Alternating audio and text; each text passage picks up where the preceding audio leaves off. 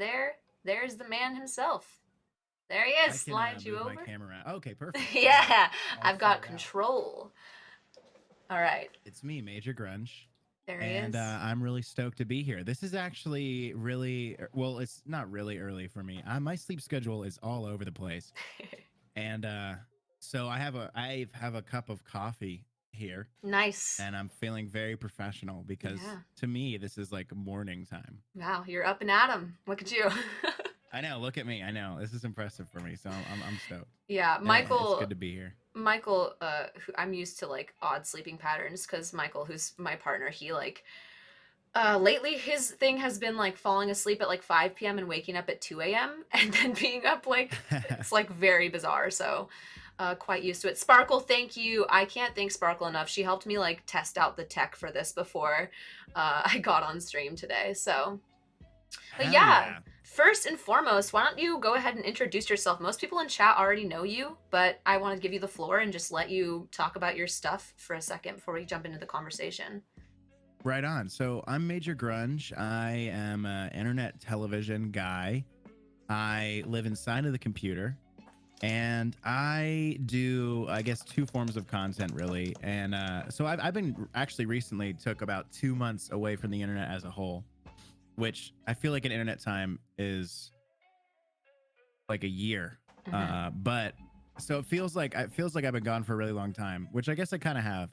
But I stream on Twitch, and I have a good wacky zany time. Sometimes we do a lot of like kind of fun, lighthearted shenanigans, and then sometimes we have, you know, real, I guess, heartfelt discussions, and I like both of those things. And then I have a podcast as well, where we do a lot more of the genuine discussion thing. And the podcast is called Grunge versus All of Reality, and it's on every platform. And I think that's probably the way we connected at first was most Mm-hmm. likely because of the podcast I did with Thug Kage, It was, and then the yeah. episode after. Yeah. Okay. So right on. And so that's, yeah, that's kind of like what I do. And right now, that's all I'm really trying to do. I had a bunch of like other plans in the works before I took a break, and I think I've just decided that I'm going to focus on what's in front of me right now. Mm-hmm. So yeah. Here, guys, I've got a link to in chat for a Spotify, this the podcast on Spotify. Oh, and looks like Harm got a link to it on a different platform as well. Thank you, Harm. So yeah, if Hell you guys yeah. want to That's check out. my website for the podcast. Oh, the website's probably a lot better. Thanks, Harm. And then yeah, one more time I'll get a shout out in here. Please go check out Grunge's work. He's a really cool guy. You're somebody I admire a lot as a content creator, and I'm really excited to have you on my stream. Thank you so much for being here. The Of way you talk course. about mental health, like in general, and like articulate your thoughts is something that I really enjoy. So I've been bouncing around this idea in my head for a while of talking about this topic on stream with a guest. I just really didn't know who.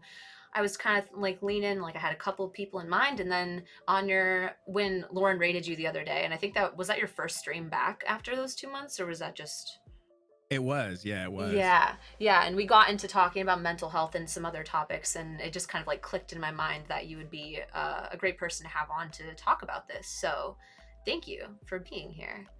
Um, Oh, I'm glad to be here. I actually am about to retweet. But I'm going to do a social thing again. I need to. I'm bad at the whole like business part of Twitch. You know, people are like, growth, promotion, social medias. And so I have to mhm. always remind myself. Yeah, So I'm going to quickly put this stream in the Discord just so everybody knows. And yeah. Well, I'm honestly really happy to be here. It's been cool to like, you know, get to know you and talk to you through your chat. And then whenever you're hanging out in my chat, and vice versa. So I really appreciate you bringing me on and you holding me in the regard that you do, that you think I do a good job talking about this. yeah, for sure. Yeah, I definitely with social media as like a content creator, it's interesting, right? Because like it, like you said, there's like the business aspect of it, and it becomes a tool that you kind of have to utilize to like promote like what you're doing and get like the word out there. I didn't use Twitter until I started streaming. I was always kind of scared of Twitter because like Yeah, I've just like heard so much about how there are like parts like places on Twitter that are so vile and just like hateful, and so I was always a little nervous. But absolutely. But I No, there. I mean, Twitter. I think of all the platforms, like I have fun with Twitter, but it's also so like, or it can be so insidious. yeah, it really can be. It's like a it's honestly where I think I see the most of like this phenomenon where people bandwagon onto like something before they understand it and can like really get Oh aggressive yeah. Oh and my like gosh. without like putting their Absolutely. own time into like really thinking about how they feel about it. Just they read something and they're like, oh, I want to agree with like, or like I want to get on this too, and kind of like say my piece before like taking any time to like reflect on it, which I think can be pretty detrimental. And I think that happens on Twitter a lot. I think you definitely see a lot of that phenomenon. What the word people use is influencers, right? So, like, if popular influencer voices an opinion, a lot of people like agree with it right away because a voice says it that they agree with, which I understand that. But I think one of the other layers of Twitter that makes this like extra bad on Twitter specifically is that the stuff that does well on Twitter in terms of like going viral Hmm. are hot takes and like angry takes and mean takes. Yeah. Yes. So like a lot of people that want to do well on Twitter or go viral on Twitter are doing mean shit, even if maybe they aren't like mean in real life. Maybe they wouldn't be mean anywhere else, but that's like their Twitter persona because that plays well to a Twitter audience. So then I think you have like Twitter as a whole generally gets meaner because of that. And so then when you have someone making a take about anything on Twitter, it's more likely than not to be one of the more toxic versions of said take. Yeah, yeah, absolutely. And then Sparkle brought up a good point was that is the issue potentially like a lack of nuance. And I think that's like a pretty big issue with Twitter or just like social media in general is like you get these topics and then you get, again, like I said before, you get people who are latching onto them before putting any deep thought into the different aspects of the conversation in the situation and like how complex a lot of these things can be. I think a lot of people take a very like a narrow, almost like people get tunnel vision Oh when yeah. like it's something comes up and they're like, oh, like this is something that I can participate in, and like I'm just gonna kind of regurgitate kind of what I'm seeing without really thinking deeper into the conversation. And that thing you said too about how stuff like that does well on Twitter, that's something that I think is really interesting with social media in general, because all of social media excuse me, is controlled by algorithms, and the algorithms don't really, they don't like assess the content of what they're pushing. It's just what gets the most clicks. And that in and of Yeah. itself has become something that can be really insidious, because the things that get the most attention often are things that are promoting violence or like hateful rhetoric and stuff like that. And you can get sucked into like almost like sucked into these sections of the internet slowly through the algorithm continuously pushing more and more of that onto your plate. Um, It's kind of reminds me of like shitty reality TV, right? mhm. Take your pick. You know, there's a billion shows that are examples of this. One that I will hate watch sometimes is Love Island. Yeah. And everyone and the reality TV producers know that like what people like to see in reality TV is the contestants, you know, arguing with each other, being super mean and sassy to each other. So they intentionally pick people when they're casting for these reality shows that are going to clash, Yeah. um, because that gets views, you know. And I think the same thing happens with social media and a you know like a different format. And like a lot of people know that. And Mhm. so a lot of people have, I think, an awareness that what they see on social media might be just like the messiest version of something. But for a lot of people, maybe that it's not that they don't know that. It's just maybe they don't use Twitter that much, or they're not just familiar with kind of the way people act on there. So you might just see that and think that's like a genuine take or that's genuinely what someone thinks. Or you might just not realize that this is like a strange, stunted version of the world. I think Mhm. I had this epiphany sometime in 2020 when I was using Twitter a little too much. I think that if you spend too much time on that platform, it starts to distort your perception of what the real world is, and everything starts to feel a lot more conflicted and angry and hateful than it actually is. And that's when Yeah. I kind of took a huge step back from it. Mm-hmm. Yeah, because conflict again just like produces interaction.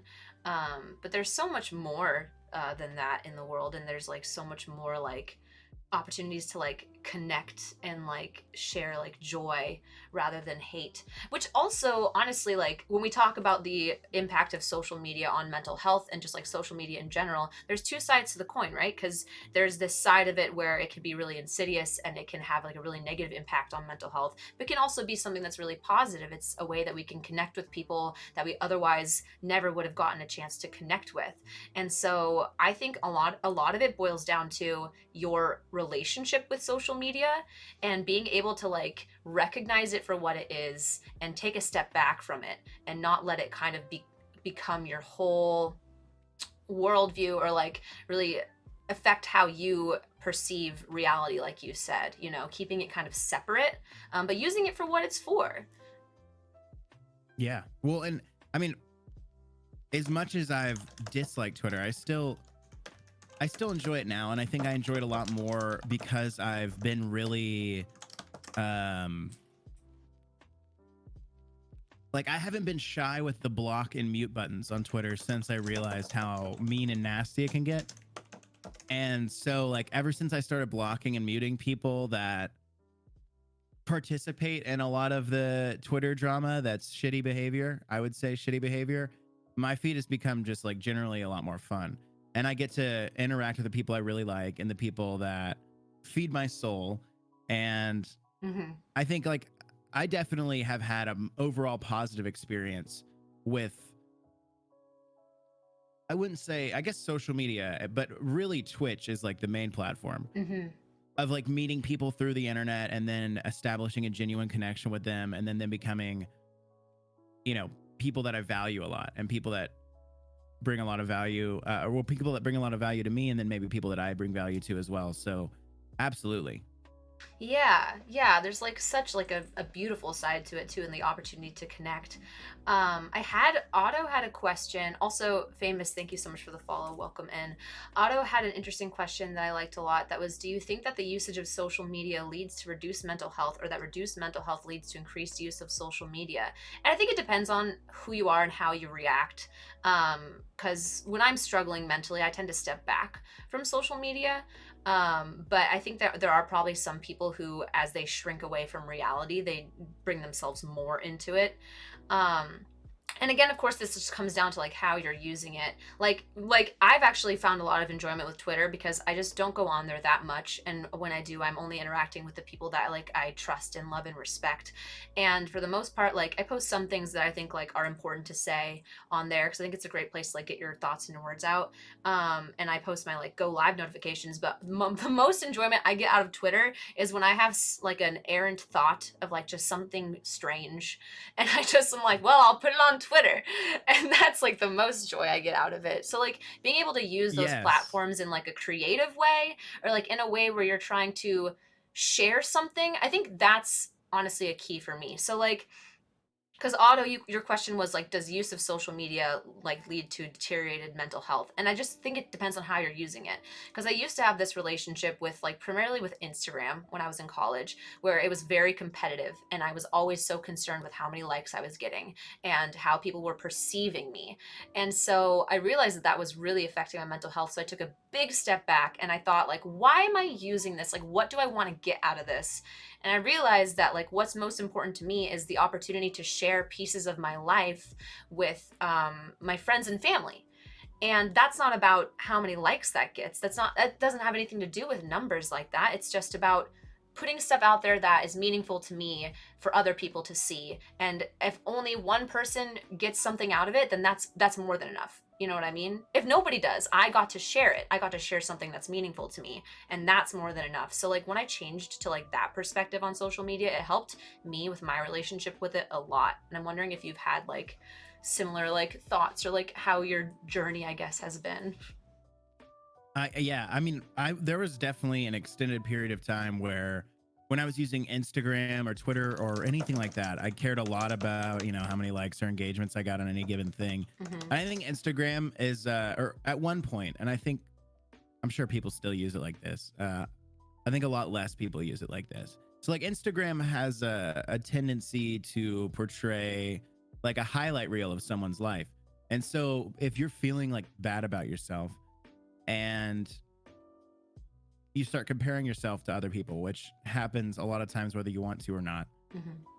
you may be looking at someone's Instagram, their highlight reel, and you're comparing like your everyday to their highlight reel, and that can be like not so good. And I've fallen into that many times, and I think a lot of people do. Yeah. But the longer I've had social media and have started to like understand the nature of it, the less I've cared about uh any kind of engagement whatsoever. And I really do just enjoy sharing things with people and enjoying other people's stuff. And like now, and I think we had a discussion about this briefly in like Thug Kage's Discord at one point, how I started using Twitter in a way that I called anti-Twitter, where I'll post stuff about clown meat or like I'm Yeah. a dirty little junkyard boy. And and I never pay attention to how many followers I have at any given point in time now. And I'm sure some people were like, I don't like this content. But then other people were like, yeah. And then all my junkyard friends joined and we can all be dirty little mud people together. And I Yes. like that. I like that a lot, and I like that once I leaned into just doing whatever I wanted to do on the platform, Hmm. it became a cool filter for, people that fuck with what I'm actually about stuck around as they always Yeah. have. Yeah, for And sure. then people that didn't left, but it didn't really matter because like I didn't even really know them anyways. Right. Yeah. And honestly, I didn't really care about their opinion. Yeah, and you want to surround yourself with people who are gonna like vibe with your like authentic self, you know? And Absolutely. that kind of brings me to like this question that Witchy asked, which was, since you're both streamers, do you ever feel pressured to post certain things to keep on brand, or do you post whatever you want and be true to yourself? And for me, it's like something that's really important to me that I've always like kept in mind from when I started content creation until now, is that I want to be showing up authentically. Like I don't want to be presenting a version of myself that isn't true to myself. And of course there are aspects of streaming where like it is a performance, like you are on camera and you're like, doing stuff, but that doesn't mean it has to be like inauthentic or like represent you in a way that isn't like genuine to who you actually are. And so I always try to just show up as myself. I don't try to hide any parts of me that, like might be less pretty or like shiny, you know what I mean? Like the other day I came on here and I had an argument with somebody before stream, and I didn't lie. People were like, how was your day? And I was like, honestly, I just had a fight with somebody and I'm feeling a little meh, but I'm here and I'm excited to be here. And I think like having that authenticity, I think, is really important in combating like this whole social media idea where you have to be presenting yourself in this perfect way in order to be marketable, because I just like disagree with that. I think that there's such a better connection that can come from like being genuine. And I want to know your thoughts on that too. I think you feel the same way. Oh, I definitely do. I don't know exactly how much I understand reality of the world anymore. And I guess I want to expound upon that. Yeah.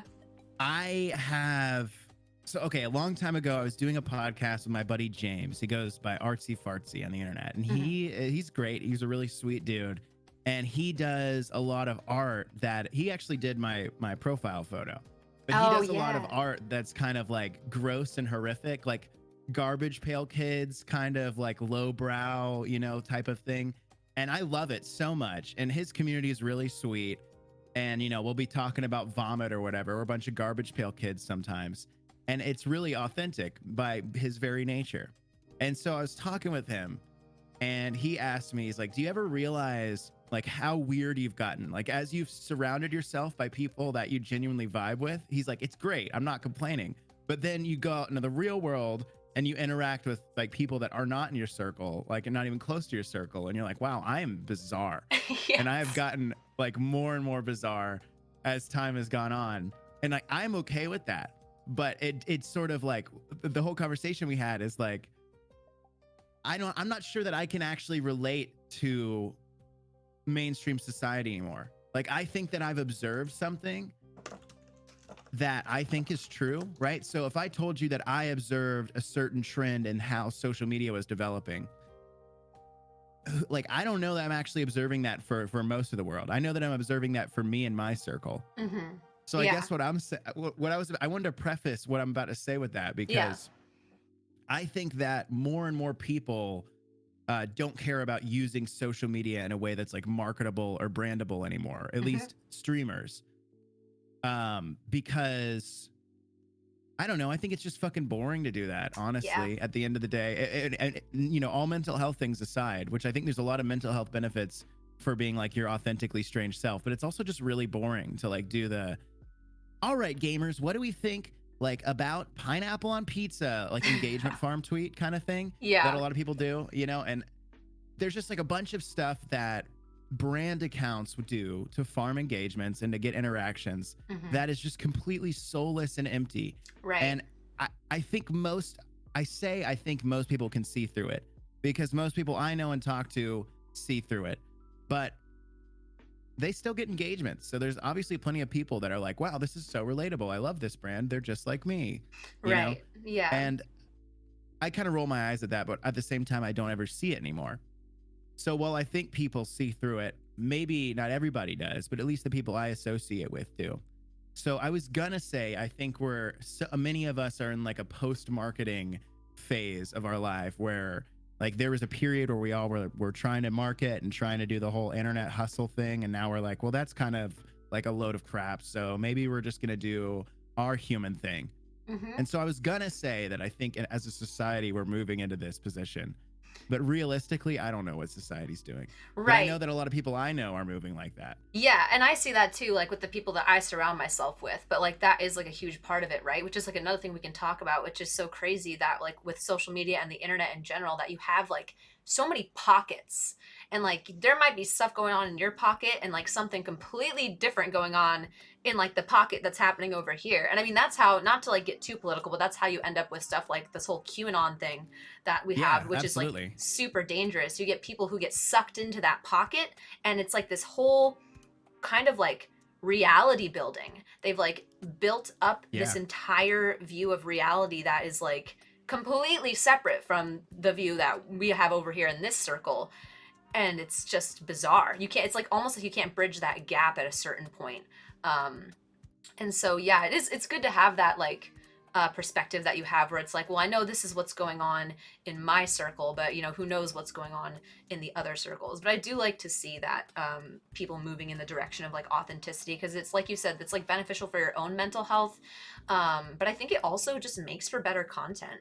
But It then in definitely does. particular with streaming, since streaming is so like in the moment, like you just are on camera, it's live and it's just happening. I think that that is really conducive for that kind of like authentic like presentation, because with stuff like YouTube videos or like TikTok or Instagram, anything like that, you're making a video that's like curated and you can edit it, and like that also has its place in like content creation. But I just think like when you're streaming, it's just a lot more conducive to just existing as you do naturally. And I think probably for a lot of people that just starts to happen over time, whether they realize it or not. I think so. I think so. I wonder a lot as well. So sometimes I like stumble and I fall and I end up in a part of Twitch that I didn't know existed before. Yeah. I went down a rabbit hole once because I got a message from okay, so there's a lot of companies out there, like esports teams, quote Mm-hmm. unquote. They're not Mm-hmm. like real esports teams, but they're esports teams that have like a Twitter page and maybe a Twitch team and like a few brand deals. And they have this whole pyramid scheme going on where they recruit like new Twitch streamers that like maybe like don't know their way around the block yet. And then they kind of bring these Twitch streamers into their esports team and they promise them all these things, and then they get them to advertise their brands, and then they collect a bunch of money from the brands, whatever brand sales they get, and they give these streamers nothing. Like this is a common pyramid scheme business model I see on Twitch. Yeah. And so one of these companies DM me and I got mad at them And I went down a rabbit hole of trying to figure out like how many of these predatory esports teams there are. The answer is a lot, way more than you think. Mm-hmm. And I was watching one of their like main page streams to see like what they talked about. I was like, what is it like? What is their world like? What does it feel like? And they were kind of just streaming, some subs would get gifted and the guy would do a TikTok dance and say, "This is so hype, y'all." And Wow, so and hype. so wow, so hype. And it was like he was reading from a script. Yeah. And so, okay, so the whole reason I mention this is because while I think Twitch lends itself towards authenticity because it's live content, and I think generally speaking, you're going to find far more authentic personalities on Twitch than any other platform. Mm-hmm. There are definitely still some people that do kind of a scripted or inauthentic persona on here, and I don't ever see them. Like, there's probably not even that many of them. Right. I just know they're out there. Yeah. So I like am sometimes I wouldn't say wary when meeting new people, but But there's a I grain of like salt. yeah. Every time I visit a new stream, I spend some time like listening to them, hearing what they say, and see whether or not I'm like, okay, is this person being like 100% with me? Are they being 100% with their audience? Mm-hmm. What is their goal here? Are they trying to use people? And usually the answer is no. Like, Yeah. like I said, most of my experiences are positive. And even if the stream isn't for me, it's not because like they're like being shitty to people. It's just because like maybe it's not my vibe. But Right. so yeah, they exist out there, but I don't think there's many of them. I think Twitch is like uniquely genuine in most cases. Yeah, for sure. And like an important part of that, like being authentic too on Twitch, I think can be like for protecting yourself. Cause like I think that there are people who maybe struggle with being honest about how they feel about certain things, and having people come into chat and who are saying things that maybe go against their values and not feeling like the strength to like set their boundaries.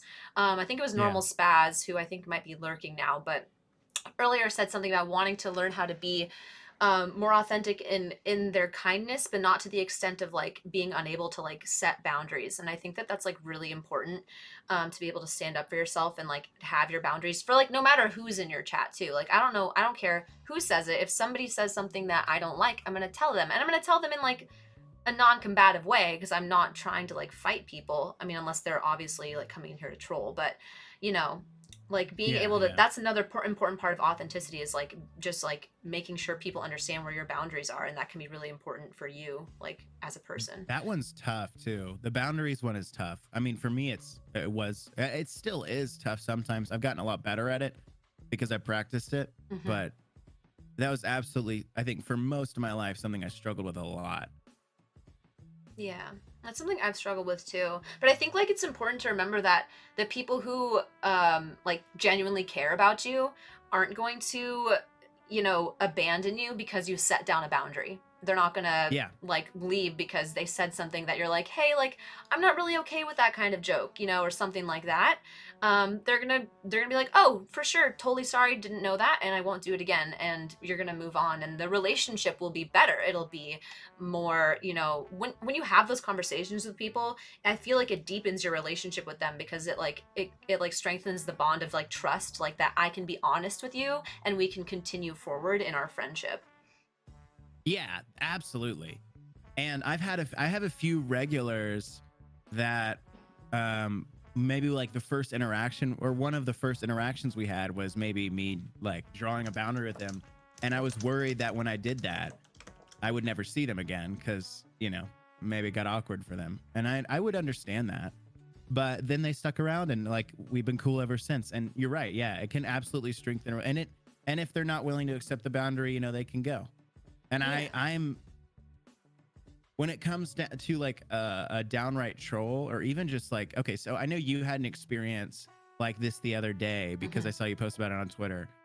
I when I first started streaming, I was like a little more forgiving to some people where I'd say, hey, I think that's, I don't like what you said, blah, blah, blah. Now I think nowadays I'm really mean to trolls or anyone If someone comes into my chat and says some mean shit or shit that I just don't like because like I would love to hear your perspective on what happened in your chat the other day, just Mhm. because but I guess my point is if I had someone like that come into my chat, I think I'd be like extremely mean to them because that's kind of what I do now. Yeah, honestly, I think like for me, it depends on the comment and it depends on the day. Like it really depends on whether I'm feeling Yeah. gracious or not. Like if I really want to like take the time to try and like explain something to somebody or if I just want to be like shut the fuck up. Like so but that day with that person, they came into my chat and the first message they said. So for anybody who doesn't know, so like I had somebody come into my chat and compliment me on being a conservative streamer. And so the first thing I was like, are we talking about my like political views or do you mean because I'm wearing a sweater? I was like, because I mean, both are inaccurate. Like, I happen to be wearing a sweater today because I'm cold. I'm definitely not politically conservative. And they were like, oh, I just mean because, you're not, showing off your body to get views and all this stuff. And so then I was like, okay, so like let's unpack this. Sparkle and Thugkagi were in my chat, and the two of them, blessed, I love these women so much, very strong women, female role models in my life. And they immediately were like, oh, let's talk about this, and they jumped on the train too, which I really appreciated. But I took a little bit more of like hey, let's parse this out approach at first. Or I was just like, I wasn't like nice. I was like, that's insulting to me. And I was like, but here's why. I was like, and then we got into kind of the stuff I repeated on Twitter, but I was like, there's nothing about what a person is wearing that determines anything about like the quality of their stream and the quality of them as a person. And I was like, and I don't really like appreciate you coming in here and attempting to compliment me with something that is an insult to other women. And I was like, in my community, we're all about supporting other women and lifting each other up. And then it was like uncovered that this person was a woman themselves. So then I was like, oh, okay, so like it's internalized misogyny. I was about But to say, wow. they were being a little argumentative. Like they weren't really that receptive to what I was saying. So that was when I started to get a little more like vindictive in what I was saying. And I was like, look, it's okay. It's okay that you hate women. I mean, you can grow from that. And I was like, you don't have to be ashamed. Just admit it. Just, I hate women. It's a lot easier to say, And so like, honestly, like I've actually had opportunities where somebody comes to my chat and says something and I can talk to them about it and they'll actually mull over what I'm saying and be like, okay, I kind of get what you mean. But generally if they don't appear to be like receptive to the conversation pretty quickly, then I'll just switch into being like, all right, well, you look messy and we're gonna clown on you. I think I was during that first stream I had back from taking a break, I was venting. There was a moment of the stream where I was in full rage mode and I was playing some Meshuggah, which is a metal band I like a lot. Meshuggah sounds like violence. And I was yelling because I was mad about this towing company that's taking advantage of the people who live in my apartment complex. And right in the time when I was screaming about how mad I was at the towing company, some troll came in and said probably something homophobic. I can't even remember it. It was just like insert generic troll hate here.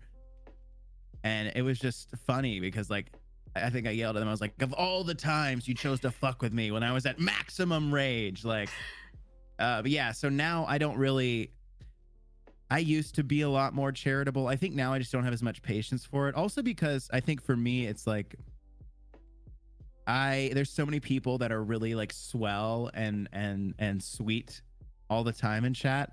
Yeah. And like you just get one shitty person. I just like I have no patience for their bad behavior. So I think I just now I have zero tolerance, or not zero tolerance, but also just like a lot of times I just instantly ban them.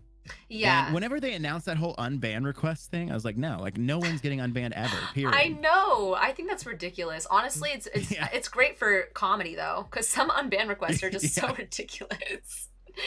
That's a good point. Yeah. Yeah. So it's kind of entertaining. I like it for that. But no, I've never unbanned a single person who's been banned. Like It's not No, happening. it's not worth it. And that's like something No, that, yeah, like I don't want you around, you know? right, exactly. It's like you already showed me like what's in your heart, you know? And especially Yeah. cuz I don't often, unless somebody comes in saying something like racist, homophobic, xenophobic, transphobic, you know, anything like that.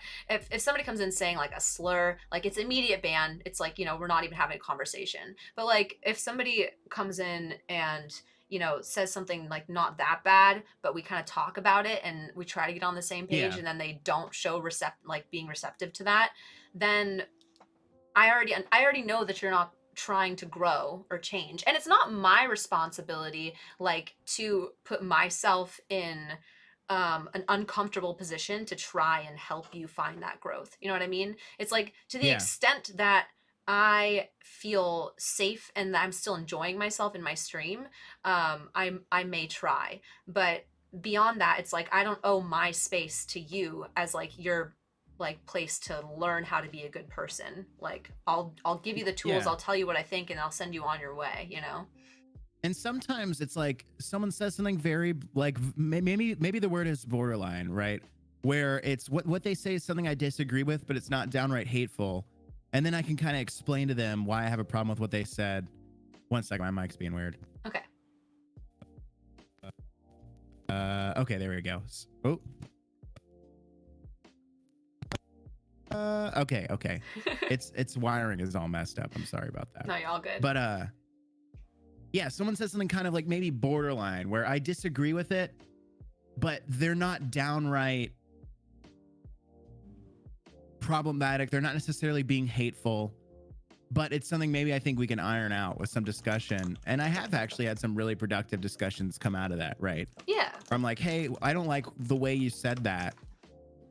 Like I just think we should get into like why do you feel the need to like behave like that, or like why did you say it like that? Right. And then they say, like maybe you're right, I'm sorry, like I was out of line there, and then move forward. And those are not, it's nice when that happens. It gives me a lot more like faith in Yeah. human beings. Yeah, for And I've sure. had a fair amount of those discussions too.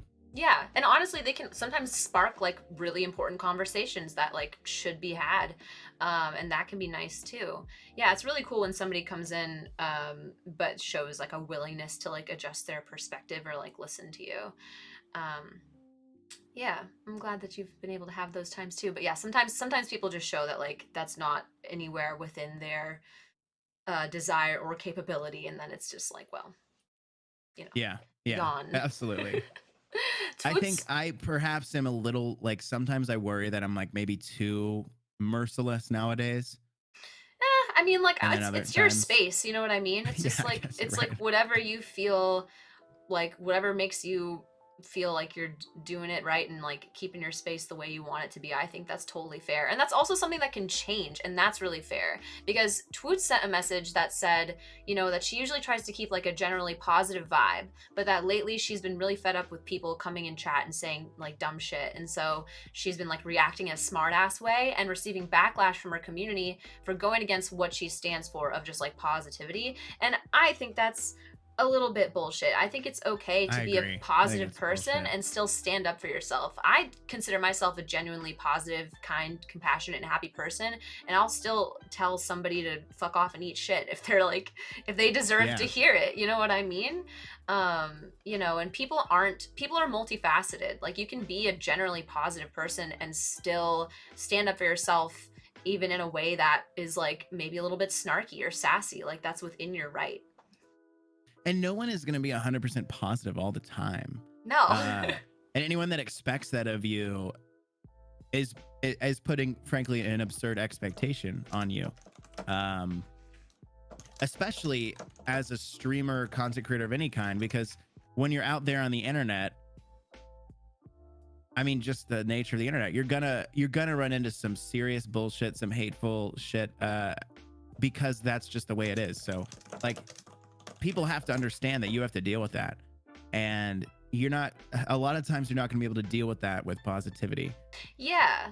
Yeah. And I think that comes back to the like authenticity aspect too. It's just like we're just people. You know what I mean? Like I'm just some guy. I like to say that all the time.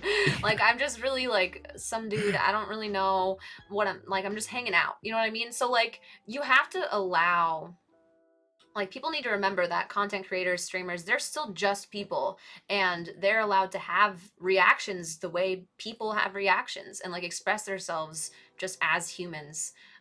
You know, and like there's a balance, right? Because you can kind of decide like what you want, what you want to, I'm not sure how to phrase this. Like, you can decide like more of like the direction that you want to go in with certain things, but at the end of the day, you're still just a person. And like, I think that being able to just express yourself naturally and like as like what comes to you, without second guessing it or trying to control your responses to like represent a certain brand, as we like talked about before, I think that's just, it's a lot easier. And I think that it develops a community that has a lot more of like a deeper understanding of each other on a more personal level, which I like as well, you know. Yeah, absolutely. You mentioned the some guy. I saw a tweet once, Hmm. and it seemed stupid, but it was actually kind of deep. The tweet said, "Everyone you see ever is really just some guy." Yes. You know, like, and I love that. I yeah, yeah. I mean, everyone is, or to somebody, they're just some guy. And most people are just some guy, and that's fine, Like, that's actually a beautiful thing. So like, it doesn't matter. Some guy says some mean shit. There's no need to give it any credence. It's just like, that's just Right. some guy. Like, I Yeah. don't even know who that was. Yeah, right. Uh Who are you? Get out of my house. yeah, yeah. And no, I thought of that as soon as you mentioned it. But no, and it's also like, I think it's important. I guess I've said this in the past on other places, like, not to take yourself too seriously, because Yeah, then I don't know, it's kind of stressful to take yourself too seriously. really is. Like, don't put pressure on yourself. Yeah, I kind of like to we're just just kind of exist, you know? yeah, me too, exactly. Yeah, just go I there. sometimes I'll spend 3 days straight just playing a video game I'm obsessed with. Yeah, as And you I'll have a should. moment where I'll be like, what am I doing? Yeah, like, what am I doing? I'm not doing anything meaningful or exciting. And then other, like, more positive voice me will be like, that's okay. Yeah, Like, that's you don't have to okay. do exciting things all the time. Yeah, you know? exactly. We were talking about this in your stream, that first stream back the other day. We got into the kind of this conversation of like, I definitely think it's like capitalism that like brainwashes us into thinking we need to be like productive in some way with our time every day. But like, what? We're just gonna die eventually. So like, why not Yeah, just do whatever's gonna make you happy and do the best you can that day? And like, if you're feeling like, I just kind of want to veg out and like really do nothing, like that's okay. Like, you don't have to like be making something or doing something productive with your time to be like valid in your existence, you know? absolutely. Yeah, I think about that a lot. And I finally started to get to a point of where I'm comfortable just existing. Hmm. And I struggled a lot with anxiety around, like, the lack of impact that I felt like I had for many, many, many years. Hmm. And I'm not like perfectly on top of it now, but I feel a lot better about it than I used to. Yeah. And it just, yeah, I don't know. I guess I don't have anything else to say about it other than, be kind to yourself. Oh, there we go. That's right. I was thinking of something, and I was like, this is important to bring up. And in terms of philosophy, so I studied philosophy in school for a while before I dropped out because I don't like school. Hmm. And there's a really great book by one of my favorite philosophers. His name is Albert Camus. Hmm. He's French, so his name looks like Albert, but it's actually pronounced Albert, which I learned recently. And the book is called The Myth of Sisyphus, and it sort of details his philosophy of absurdism, Yeah. which has a few different facets. But one of the big things is that, like, our world in reality is like an absurd series of events that defy explanation and defy meaning. But that's like, okay. It's something that I call it's sort of like a subsection of passive nihilism. And passive nihilism is not like woe is me nihilism. Hmm. It's like nothing matters, but that's totally okay. Like, you can Yeah. just enjoy whatever's going on now. Like, you don't need some grand mission in your life. Yeah. I'm You super don't have to into that. change the world. I'm Yeah. super into that. I always say that like I personally believe that like the meaning of life is just to live, like just to exist Yeah. and like to have this human experience. And there's like so much beauty and like interest like that exists in the experience of being a human, and like that's all it's about. Like there's no like as far as I feel or am concerned, in my opinion, like there's not like some sort of deeper purpose. It's just go like kind of like flop around and like bump into other humans and like learn Yeah. stuff. And it's Yeah. cool. It is. No, it's great. And that's like that's a big thing Camus talks about in that book. He's like the whole reason he brings up Sisyphus is this whole myth of Sisyphus is that he has to roll this boulder up the hill every single day, you Hmm. know, and that's his curse. And Camus uses the case study of Sisyphus is like this is essentially supposed to be like an existence with no meaning whatsoever, like this endless struggle. And he would compare like our lives can feel like much like Sisyphus at many times, like we're just keep rolling this boulder up a hill, and to what end? And he's like, maybe there isn't an end. Maybe like you just enjoy the things you enjoy. Like you enjoy playing your video games, you enjoy doing some sex, you enjoy drinking a nice craft beer every now and then. And like there doesn't need to be a greater purpose to it, you know? Right. And I've always felt like that was one of the most powerful philosophical texts I ever read because it was the only one that really made sense to me. And the I guess the more I've gotten experienced with life and different things that have happened to me in life, the more I feel like that's true. Yeah. Yeah, I completely agree. And so then I think like as much as possible, if like our um content creation can like reflect that, you know, like the I think like having things be relatively unstructured is something that I really like, because it's very reflective of just like how like life can be lived, where you just kind of really go with whatever's going on, roll with the punches and take what you can from it, and just take each day as like really just like existing in the moment. That's something that I try to like focus on a lot. And like I was with my stepmom the other day. She was in town and we went and we got coffee and like walked around the park, and she asked me like, when you do these streams, like do you, because she knows I stream for like, you know, 4 to 6 hours depending on the day. She's like, do you plan ahead of time like what you're gonna talk about? And I'm like, no. I'm like, did you and I plan what we were gonna talk about when we met today? Like, it's just you just get in there and you have a conversation and you just see where it goes. And I think that not that there's anything wrong with structure either in content creation, but for me personally, it's something that I really like to just have everything be like to have everything be like free like that, you know? I feel the same way. Yeah. Hmm. And I know some people benefit from structure. I don't think I do. I think structure stresses me out. I think Yeah. it's partially an ADHD thing, but also just me thing. Yeah. I Yeah. uh I can't do it. I've tried a few times and it can't fly. Every single class I ever went to, when I did go to class, I was at least 10 minutes late. And I would skateboard to class. And so I'd always just like skateboard up to the door and then just like really quietly try to open the door. And then everyone would look at me and I'd be like, shh, you know, and it happened every single day. And after a while, I just accepted. They're like, well, this is how I am. Like, I'm never going to be one of those guys that's on time and does meetings and has a briefcase. And like, I'm Yeah. fine with that. Yeah, it's interesting. And Stringbean just said this, which I was going to bring up myself, that Stringbean feels sometimes he hates structure and sometimes he feels lost without it. And like, I wouldn't Yeah. say I never ever feel lost personally, but like, in terms of like my daily life, I like to have a lack of structure and just go with the flow.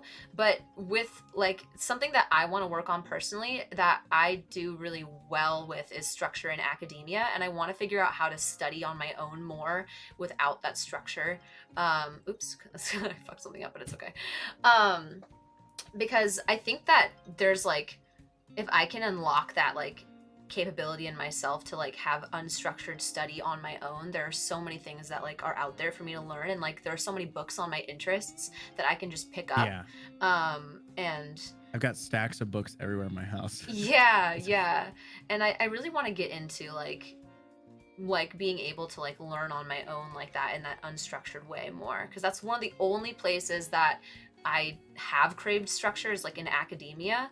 But like I think that if I can like free myself from that, and I think that's just a product of like being in school for so much of my life, it's just like I've become used to thinking of learning as a structured experience. And if I could like break that down and just like you know, expand my ability to like just go out on my own. I think that that would be super cool. I I've been finding that okay, so the whole living in the moment thing, right? I'm Yeah. gonna circle back, but I guess I have an important anecdote that relates to it. Yeah, for That's sure. like it's not only is it an important just like phrase to say, something I think many of us could probably agree that living in the moment is important and can do a lot for your brain. It's also something that many religions that have been around since ancient times would try to tap into. Like this is Yeah. the main goal of Buddhism, really, Hmm. Hmm. through meditation and through enlightenment, is attaining perfect like presentness in the current moment. Yeah. uh it's also often the goal of a lot of therapy, of to not like spend a ton of time being haunted by one's past or by one's future or by Yeah. expectation, but to enjoy the moment. And also something I've been into practicing recently, I've always been really into, I've never been Buddhist per se, but I've been into a lot of Buddhist practices to develop mindfulness. And then I did a whole study thing recently on magical secret societies for a collaboration with my buddy Harry. Yeah. And ever since I started reading about these magical secret societies, they have all sorts of these like ceremonial rituals that are meant to augment meditation or are like meditations of their own. And I Yeah. started practicing some of those, doing magic for to see how it, maybe it was a cool thing I can add to my meditation. And I've actually gotten a lot of value out of it. It's one of the things that helped pull me out of the my deep depression that I was in recently. Yeah. That's super And cool. that was like a rabbit hole I dove into recently. So coming back to like the decentralized learning thing, I have a ton of these books and I want to read all of them, but realistically, like I'm probably 80, 90 books behind at this point, which is Yeah. fine. I'll get to them one day. Yeah. But I recently developed this interest in magic. So then I like, found a few books on magic and started diving into those.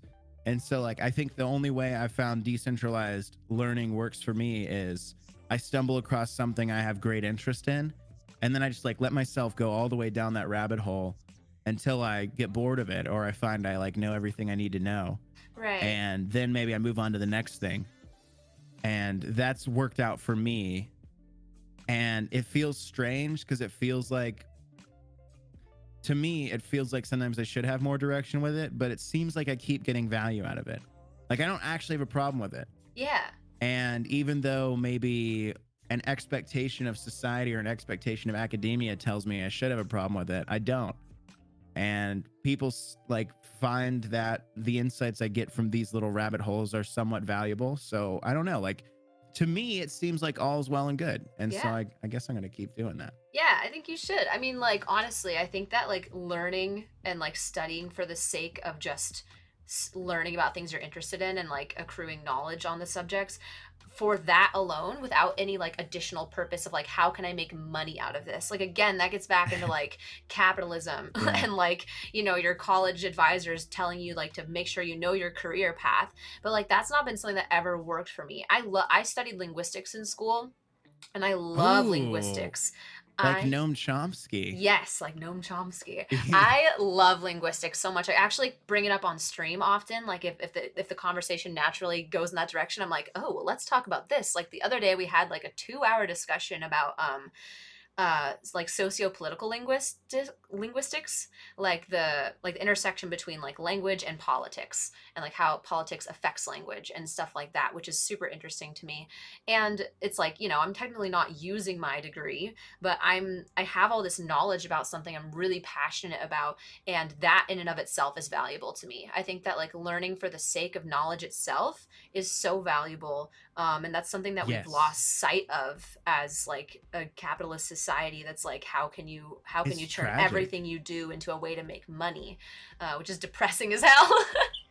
It really is. Like that, the whole reason I started doing the podcast is because I so much enjoyed like the range of, I had collected a range of podcasts over the years where it was just people talking about something they were really interested in because they like loved it so much. And when you hear someone talk about a subject they love with passion, like there's this mycologist, he studies fungi. His name is Paul Stamets, And I love reading his books about mushrooms, all kinds of mushrooms, not just the psychedelic ones, every, fungus, Oh yeah. because this guy just loves fungi. And he wears a little hat made of mycelium, and he'll Yeah. pop on podcasts and just talk about mycology for hours. And to me, that is one of the coolest things ever. You run into someone that like I everything I know about fungus I've learned from Paul Stamets. And like, to me, it's just, and he does, like, he publishes books, he makes a little money off of them, whatever, but like, he studies fungi because he genuinely loves it, and that is just like such a powerful thing. Ted said something earlier, the exiled deity. Yeah. I never let schooling get in the way of my education, which is a phrase I love. Yeah, I love that too. I love that too. Also, I love that Michael is very passionate about Paul the Mushroom Man as well.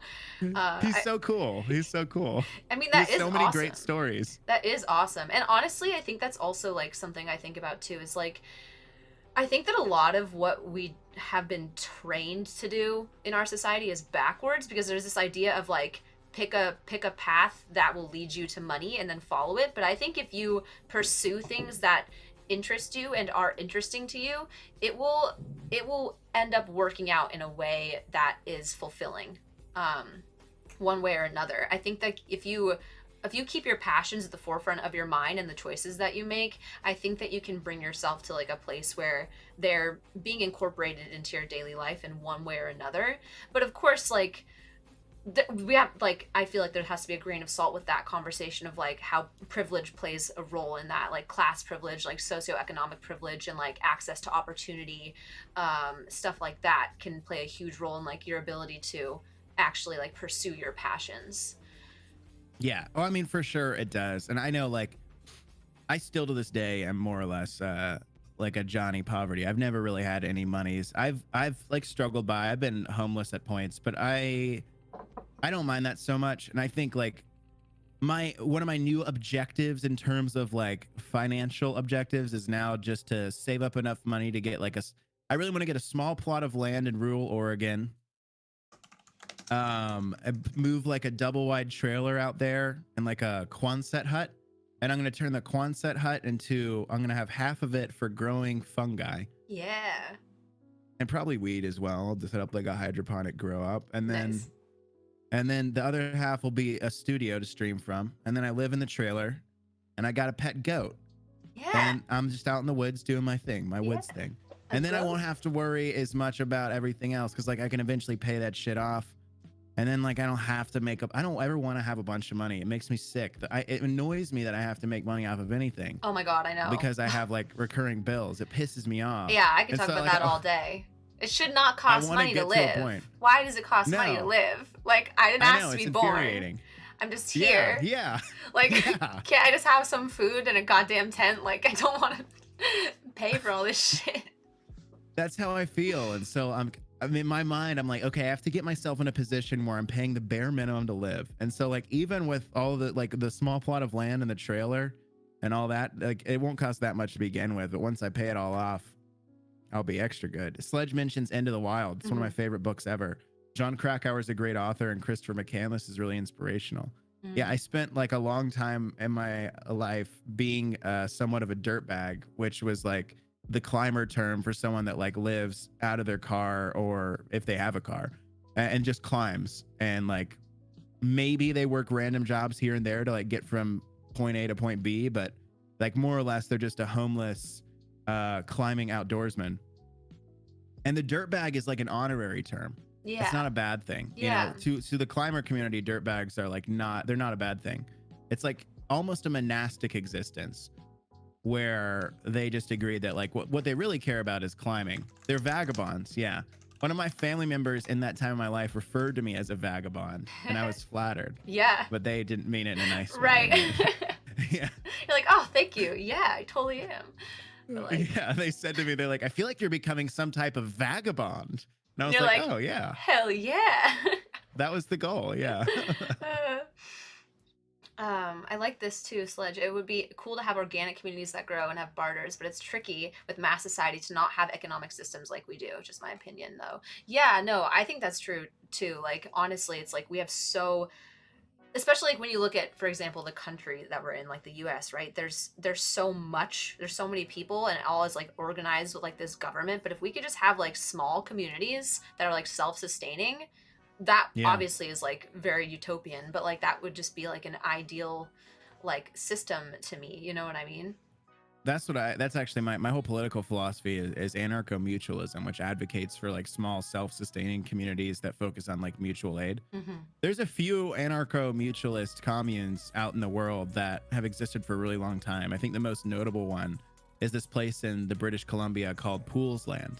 And Mm. I don't know, it's been around for decades. And a bunch of people live out there, and they have little like, some people have vans. A lot of people, they've built like tree houses over the years, and everyone like does some work for the community towards like growing their food, towards like upcycling their goods and stuff. But like mostly they just kind of exist, and you know, they do a lot of hippie shit, and they swim in the lake, and you know, just kind of like do basic human stuff. And I always thought that was such a beautiful thing. And there's not many places like that, but there are places you can go. And obviously you have to be willing to live rough Yeah. if you're gonna live like that. Like these people are Yeah, you're like homesteading. probably, yeah, and they're not like, there's no Chanel, you know, it's not clean. It doesn't smell very good there. Right. Yeah, But I mean, sure. I'm already But stinky like all the time. Nobody can smell me because I'm on camera on the internet, but yeah, if you're willing to sacrifice a lot of comforts of society, there are places you can live like that. yeah. Um, And I feel and I like know I a lot of see people that backpack everywhere too, and they are right. also stinky, but they love it, you Yeah. know? And that's something I really want to do in my life too. And I feel like I've seen more and more now people kind of having this idea like that you have of like, I want to go get a plot of land somewhere and maybe like grow some vegetables and just kind of like be self-sustaining, which is like a super cool idea. Or like people who are even like, I want to buy enough land to like have like a community. But even it's like it's all so complicated, right? Because even then it's like you It have to is. keep in mind that like this land is like stolen land. It's so like land ownership in and of itself is like kind of like a tricky Yeah. thing you have to reconcile yourself with, or be like how can I like give back this land? I actually found that there's, I guess, a legal way to like give your land like to the local like Native American tribe that it like originally was their territory. I haven't like looked a lot into it yet because I don't own any land, so like I don't have a way to Yeah. use this information. But I heard that it's like you can basically it turns the situation into like when you pay taxes, you pay them to the tribe and not to like the actual government, and like you still get Oh. to live on your land and like use it and stuff. I like that a lot. It Yeah, and pisses me. I so don't like the idea of buying land. I just don't ever. I don't see any other options. They don't give yes, you any options. I know. Sometimes it feels like we're just so trapped. It's like you just have to take what you can, and that's just like the only way. Because I mean, God, there's property taxes that are yearly. Even when you buy property, which didn't even belong to Yeah. the government in the first place. It's not Yeah. theirs. They stole it, and then they're selling it to you, and they're gonna tax you yearly on it, even after you paid for it. It's such a Yeah. scam. Like all of society is Just such a leave me scam, alone. I just right? want to be a hermit in the woods. Yes, Yeah. They keep exactly. sending the revenuers after me, and I I just know. shake my large stick at Yeah, them. just throw rocks at them. Maybe a little bit of goat Yeah. poop, you know? Yeah. Yeah. A place with no I'm just government trying to grow my custody. fungus out here. Right. That's all I'm trying to do. Right, exactly. Leave me be. Let me be. And then Sledge said, like, how do you get everyone on board with a mass community organization where everyone gets along? It could just get messy with how far things are gone now. Yeah, it's hard with just like how many people there are too. That's the other thing I think of. I just feel like honestly, like any system of enough people, when you have like too many people in a system where you need some sort of governing body to like regulate the system. Maybe it's not even something that you need. Maybe that's just like a modern concept. But like when you have a system that's like too large, at some point you're always going to have like issues or like corruption. And I think like power is something that almost always like corrupts people. Like Yeah. so like that's something I think about too. Like, is it possible to have, is it like a utopian ideal to like have a system where like it really is entirely collaborative and there isn't any power struggle or any like dynamics like that? So, I mean, in terms of philosophy, like this was a subject I studied a lot. Social contract theory, like touches on this a lot. And so, like two of the initial prominent thinkers in social contract theory, Thomas Hobbes and the person who kind of responded and rebutted Thomas Hobbes, Jean-Jacques Rousseau. Mm-hmm. And so they both talk about something called the state of nature. And Thomas Hobbes's state of nature, um, simply put, he wrote this big long book called The Leviathan, if Mm-hmm. you want to read it. Yeah. But Thomas Hobbes's state of nature is, he believes that human lives are, I think the exact phrase he uses are nasty, brutish, and short. Yeah. And that without a governing body to rein us in, we would, kill each other, do horrible things to each other, that we need to be controlled. I don't believe that, Uh, personally. And an important context for Thomas Hobbes too is that he's writing this in defense of the English Empire, which at the time was kind of collapsing. Right. And so Jean-Jacques Rousseau responds by saying that, like, it's easy to look at our world at that point in time. And I don't remember when exactly this was written. But he responds by saying that it may seem that way. We might think that this is the state of nature based on the way that humans act now. But were we always like this, or have we been made to be like this? Mm-hmm. Like have governing bodies, religious institutions, those that hold power, used the tools in their possession to turn us against each other. Because, like, as you can see with any politician nowadays, the best way to consolidate your base is to make an enemy. Yeah. And then you turn your supporters against the enemy. Mm-hmm. And this is a strategy that's as old as time. Yeah. And so one of Rousseau's arguments says that it's not that people are naturally like this, it's that we've been made to be like this. Mm-hmm. And over the years, it's gotten worse and worse and compounded even more. And so, I guess I think it depends a lot on, like, what you believe the state of nature. Yeah. And then if you agree with Rousseau, do you think then we can unroll all the damage that's been done to the way that we, address each other as human beings over the years? I don't know. Right. It's a great question. Yeah. And seriously, like, so much of modern politics is incredibly divisive, and that's that is 100% intentional. I mean, I have zero trust in the government. I despise the government, and I think they're a bunch of creeps, but, like, not in a good way. But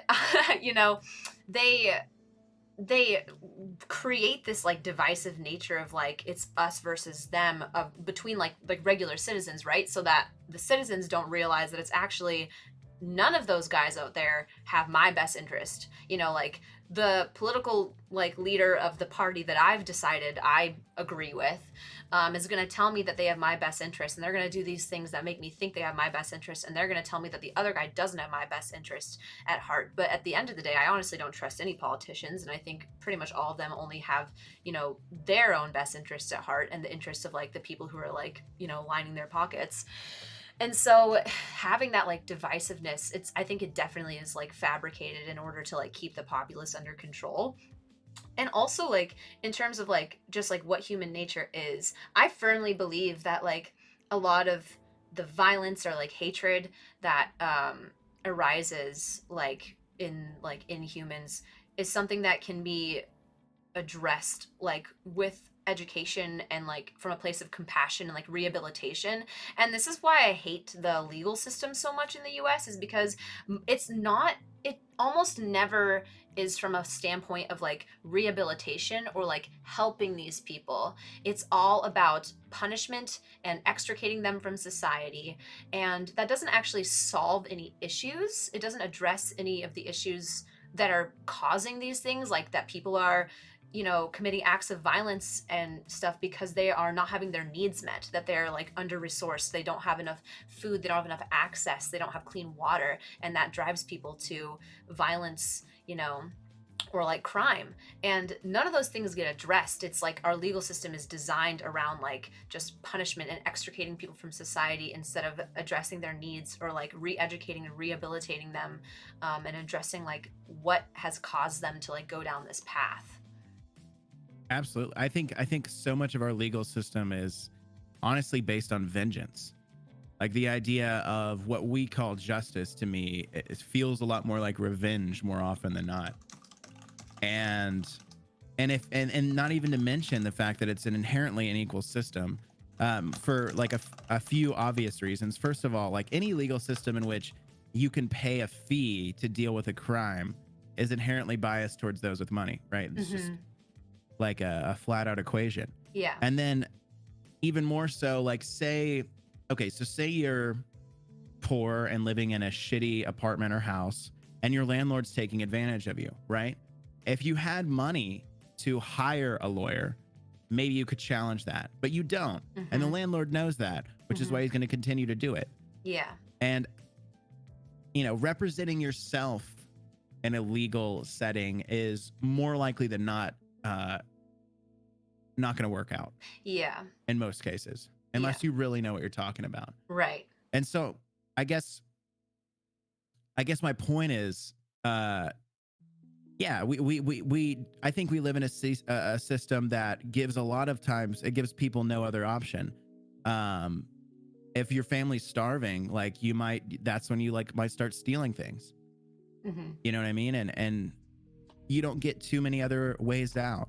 And I don't think our legal system effectively addresses that. Yeah, yeah. And I I mean, know it like, doesn't. it definitely doesn't. It's something that I think needs to be like completely rehabilitated and like broken down and built up from the ground up and like completely changed. But that's like such like an overhaul of such like a long-standing structure of government. It's like, how do you even accomplish that? Um, Yeah, I don't know. right, and it's like we can talk about these things all day. I mean, I talk about this stuff with a lot of people who like are like-minded and like see the same issues that I see in the system that need to be changed in like such drastic ways, and sometimes it feels like so daunting, like It is. it like how can you even begin to challenge these systems. And like a string bean pointed out something that's important to remember. It's that the government, as corrupt and scary as it is, does provide services that are necessary for everyone. And that's true, although I will say that like there's not always an even distribution of those services and resources. Like public schools, right, that's provided by the government, but public schools in like poor districts are severely underfunded, and they don't have the same resources that public schools in maybe wealthier districts have. And then of course there's private schools, which that's not the government's responsibility, but like that does create like a discrepancy. Like, what's the word I'm looking for? It creates just like a difference, again, like an access to opportunity. And so like the government does provide resources and services that are necessary, but they could do a lot more to make sure those are being distributed fairly and evenly. And I just honestly do think there needs to be like an overhaul and like a lot of change needs to happen. Yeah, yeah. I think another, I guess, important thing to keep in mind too is like, it's, I guess, in the context of crime, right? And I guess this in a way comes back to the state of nature. Mm-hmm. I like will often ask people, or would when I was having like a philosophical debate on the social contract, like, is the reason why you don't go out and like attack people, assault people, murder people, like, is the only reason you don't murder other people because of laws? Probably not. Like, I wager most human beings, obviously we have some exceptions, you have your serial killers out there, you have like people that do murder just for spite, but those are by and large a vast minority of people. I think most people don't hurt other people because they don't want to. Yeah. And most people don't, I think genuinely most people don't want to be bad to other human beings Yeah. before they are given a reason to be bad to other human beings. Right. And so Exactly. like, whenever, maybe whatever leader you might have, maybe it's a politician, maybe it's a religious leader, might tell you this person is the enemy, they want to destroy your way of life, that brings on some aggression. Mm-hmm. But if you were to walk into some random person that you didn't know anything about in the supermarket, chances are like you may not talk to them at all, but you don't have any rage harbored towards them. Like, you might just like kind of give them a nod, you're like, hey, I hope you have a nice day. And that is, generally speaking, I think like 98% of my human interactions. And I think that's true for most people. So I Yeah. guess my argument would be, I don't think it's natural for us to hate or want to harm other humans. Yeah, I definitely don't think that's natural either. Like barring actual like chemical imbalances in the brain and like mental health conditions that like might disrupt like your capacity for compassion. Like those things do exist, but like other than that, like I don't think anybody's born. I mean, even in that case, honestly, and like I haven't studied a lot of psychology, so like I can't touch on this like super strongly, but I think that there are like efforts that can be made to like address and like try to rewire like your brain. And I can only speak from like personal experience with that, of like my own mental health journey, because like I struggle with anxiety and depression and like panic attacks, and I used to struggle a lot with like self-harm and stuff like that. And I a lot of like my entire growth in terms of like my mental health has been um internal. I don't take any medication, and I don't like think anything negatively about medication. I think that it can be super duper helpful for people, really helpful. I think it can be really powerful. But it's just something that I've never sought out for myself, and I've just tried to find ways to like change the way I think and the way I react to stuff on my own. And I found that like there's a lot of power, that we have a lot of power over ourselves that we might not even realize that we have. But this is kind of a tangent. My point was that like I agree that I don't think anybody is born with this like desire to harm others. And I think that it comes out of like, we are all products of our environment. And so when we have like a system that doesn't address the environments that leads people to become, somebody who maybe is violent, it's like you're not addressing the root of the issue. And that's why that it just like perpetuates itself. I 100% agree. And I mean, even so, like when I was living in Jacksonville, the neighborhood I lived in had a lot of gang related violence. And one thing that was interesting for me to observe about like this specific variety of violence is like it wasn't uncommon for me to hear like automatic weapons outside in the street, Hmm. and like to have like a bunch of body bags being zipped up afterwards. But like more often than not, the violence was exclusively between like people that were associated in the conflict. Like one or more of these gangs had their fight, whatever. But generally speaking, like they didn't just attack random people for sport, Yeah. from my experience. Right. And I'm not like condoning anything here, but I guess what I'm saying is there's almost like a boundary line that's been drawn where like there's certain people they don't involve in their conflicts. So like to an outside perspective, someone might say, "Oh, like it must be super dangerous to live there." People say that to me all the time. And I was like, "Not really. Like no one ever bothers me or Right. most people," Because you're not which involved. is yeah, You're just hanging which out. but and then the whole reason people turn to the lifestyle, I think, and there's been many like anthropological studies on this. Hmm. The whole reason most of the time that people join a gang is not because they crave violence, but because they live in an area that's been more or less forsaken by the local governments, and that like the police don't protect them. In most cases, the police hurt them. Hmm. And that, when people feel threatened and live in an area that where no one's maybe caring for them, maybe they band together, like in a sort of, to go back to like ancient humans are community primates. Like that's kind of our anthropological imperative. Yeah. And so if we feel that we've been neglected by the larger community, in this case like the United States, Right. or the local community like the city of Jacksonville has neglected you, Hmm. like you're going to form your own communities. Yeah. And eventually that community may become a community that has like a violent outer arm, which Hmm. I think is unfortunate. But like understanding the why of this is like the whole reason for these in the first place is because these areas have been completely neglected. Right. Exactly. Yes. And so like that's where like a lot of my like disillusionment with the government and distrust for it comes from. Is just that there's all these issues that the government takes such like a top down approach to like, oh, like we have all these like under resourced people that are struggling, and then they turn to crime, and we're just going to punish them for that crime. And especially like a lot of these like underprivileged communities have like they can sometimes have like a pretty large like police presence that is almost there to just like terrorize these people. Yeah, And like that was definitely the case in the neighborhood I used to live in. yeah. Honestly, the neighborhood I live in now. Yeah. Yeah.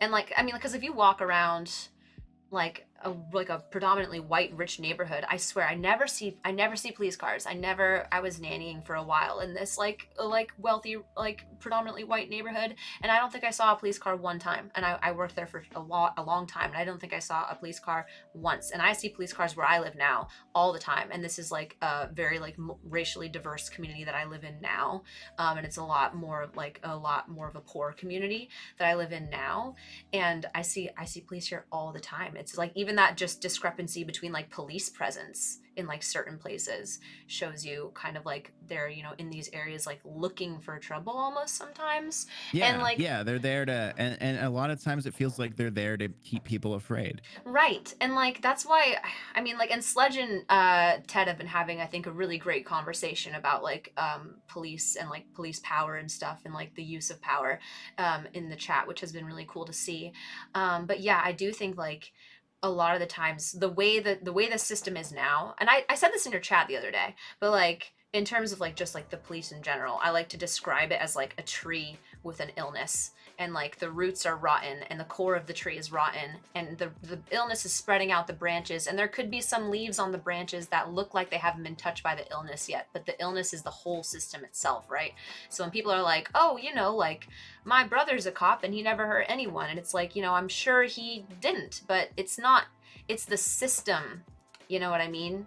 And then these people, they are like the actors on the end of that system, and they're a product of that system. The system of policing is by design. It's to control people more than is to protect people. And so then you have these people who go into that system and they are trained in that system, and then they come out like ready to like act for that system.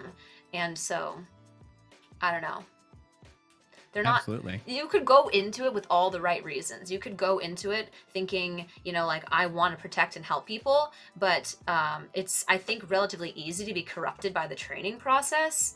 Yeah. I have a friend who her brother is in the police like system, and she talks all the time about like the training that he went through, and she's like, shares the same like sentiments as I do, and like in regards to this stuff. But she talks all the time about like the training that he went through and like the weird seminars that she had to go through with her family, and she said it's very brainwashy, you know. I gotta imagine it enforces a sort of like tribalism, us versus them mentality. That whole like, Yes. again, like a police being like, we're the last line of protection against chaos, and like we have to stomp it down, kind of thing going on. Yeah. Which is a really horrible way to like program the people that are supposed to like protect and serve communities. Right, exactly. And like a lot of it, like you may have heard of this, but there's this really like, I don't think it's happens at every single police precinct, but it's like pretty popular, and like it's nationwide, and it's this killology training where this guy, I forget his name, but basically the entire training is this guy like teaching you how to be prepared to kill someone. And like that's like they learn, I feel like with a lot of the training, it is this us versus them. It's like the only people you can trust are your like brothers in arms, like the police. They like the other police brothers. They have your back, and you can trust each other. And it's like there's almost like this teaching of like any situation can be life threatening, which just I think like almost makes them scared. I think it's why you have like police officers who are so quick to use lethal force. It's like they've been drilled into their head that like at any point they could be in danger, when that's honestly most of the time not true. Yeah. Well, and I also think to a big extent, a lot of I've been rewatching the show BoJack Horseman, Yeah. and they had a whole monologue about this, but about how like all of the police dramas and cop shows like Dirty Harry, enforce this narrative of police officers doing the kind of Wild West cowboy, like the only way to like assert dominance over the chaos of the Wild West is like one man and his six shooter, which is like, I love a good Western movie, don't get me wrong. But the narrative that's been created, and this whole Western narrative has been implanted into a lot of police dramas. Mm-hmm. And the whole monologue on BoJack Horseman was how irresponsible it was to continue pumping out movies that glorify the use of violence and lethal force to solve like every problem ever. Right. And how like this narrative, people know it's fake, but you watch enough of that shit, it starts to create ideas about how reality is, Right. and your subconscious mind maybe. Right. So then that becomes injected. If you're a police officer, even if you're not conscious of it, you're likely remembering all these police dramas you've seen and, you know, all these fucking Dirty Harry type movies. Right. Um, And and this starts to program you. I almost wonder if, like, because I think a lot of police work, honestly, is like writing tickets, like boring, you know, beat cop stuff. So I almost wonder if, Yeah. like, there are police officers who, you know, spend most of their career just doing like mundane shit, and then they get into a slightly tense situation, and that's why they're so like amped up and like on edge, because they're like, this is the moment, I would, you know, with all the movies and everything that I've been waiting for, this is my cop moment, you know what I mean? Right. Yeah, I'm sure. Honestly, that sound like it seems feasible. I often think a lot of the escalation of scenarios in police officers comes from a combination of fear and excitement, and Yes. like them being bored for so long and then finally having a moment that is quote unquote exciting, and then it spiraling out of control into something it never needed to be. Right. And I think it all comes down to like the system itself, the way it's designed, the way the training is. And I mean, like, even I've read accounts of like police officers who were like, yeah, you know, I was a cop in New York, and I noticed like one of my like fellow cops was doing some shady stuff, and I started reporting him to the higher ups, and then they pulled me into the office and were like, hey, keep your mouth shut about that. Like, Yeah. it's so hard to change the system, because there are people who even are trying from within and like not succeeding because of how like deeply rooted this like brotherhood of like don't rat each other out and like, you know, that kind of thing. Yeah. But it is like a problem with the system itself and the way that they're trained to like be prepared for these like life or death situations, when like most of the time, unless you're like detaining an active shooter, you're probably not in danger. And but they're prepared to be in danger all the time, you know. So that's another Right. thing, like in terms of like things in the government that need to like a major overhaul. Like when I talk about, because I talk about like saying, I say a lot, just like abolish the police, and then people are like, what do we do without the police? We'll be unsafe and there'll be crime rampant in the streets. My thing is like, I'm not saying we don't need some sort of system to address these things. I'm saying that the one we have right now is so sick that I think it needs to be destroyed, and we need to make something else. Yeah. It can't have like historical ties to the system of policing, because it's just so corrupt, like so deeply corrupt, you know. And just like deeply racist down to its roots too. And I mean, it was brought up by Jomo here that like because the government and people would rather throw money at the police to fund them for situations they aren't trained for, because the alternative social programs are considered a waste, which is like a big thing we see with like police being sent to address crises of mental health. Like that's not Mm-hmm. something they should be responding to, period. But Right. yeah, I mean, There should social be a programs social are, worker yeah, sent in yeah. for that. Like I have a And that friend. I think comes back to the whole like the defund the police, abolish the police, because the way that police are being used in our society is ineffective and inherently leads to all of these horrible scenarios. Right, exactly. And yeah, like I have a friend who works as a social worker, and like she has talked a lot about, she's like, you know, I've been like hit by the people that I'm taking care of, and like I don't hurt them. She's like, you know, I there are ways to like restrain somebody without hurting them, even if they're attacking you. And she's like, I just don't understand why I, as a social worker, am like more well trained in this than like it seems the police are. But yeah, I mean, like there are so many accounts of like the police being called for like a mental health check and then harming or killing the person that they were called to help, which is just like, if you see that pattern, and you can't ignore that, that's a huge issue, you know. Yeah, absolutely. I actually have to go to the restroom. Yeah, I wasn't sure if you wanted to do like an intermission or I could just be right back. Either one, up to you. you could just be right Dealer's back. I'll choice. pull up the Okay, questions that we got from earlier and just kind of check out. I won't answer them without you, but I'll see what we got, because I had a little survey. sounds good to me. I'll be right back. Okay, do you think?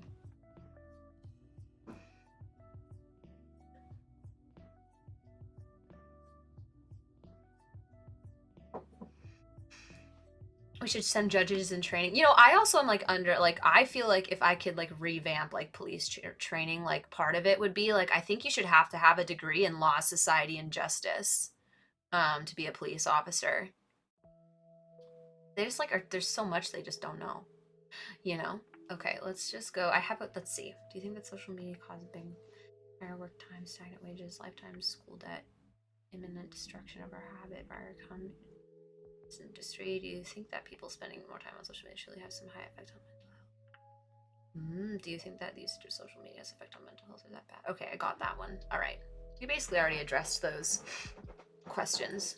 So, perfect. Really? We should send judges and train. Yes, I didn't mean to sound like, I'm sorry if that's how it sounded. But Canada's just as bad as we hide it better than the south of the border. Oh, I see what you're saying.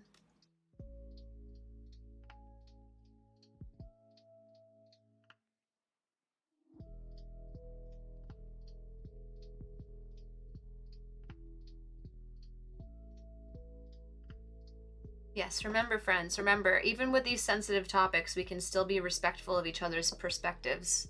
And I appreciate the ability to have respectful conversation.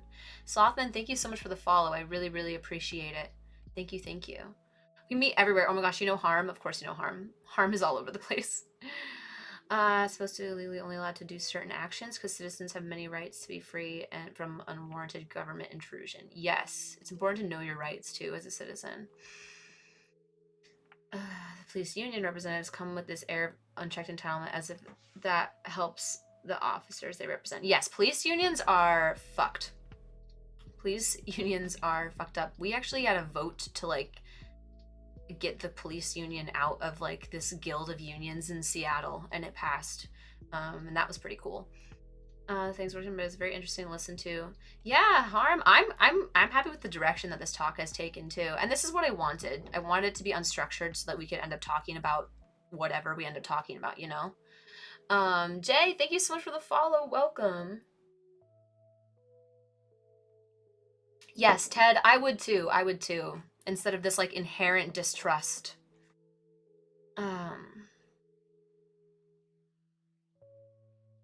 They have this. Aw. Well, that's a sweet message, Jay. Welcome in. Welcome. I live in a world where I see my first response is to get ready to record. Yes, me too. Me too. And like, I hate that. Like, I don't want that to be the way reality is. You know what I mean? I think that's the other problem too. I think a lot of police officers or people who support the police think that like those of us who are wary or outwardly just distrust or hate the police want to. I think there's this idea that like we want to hate them. When that's not it. It's like I wish that I lived in a world where I could trust the system that's supposedly meant to be protecting me.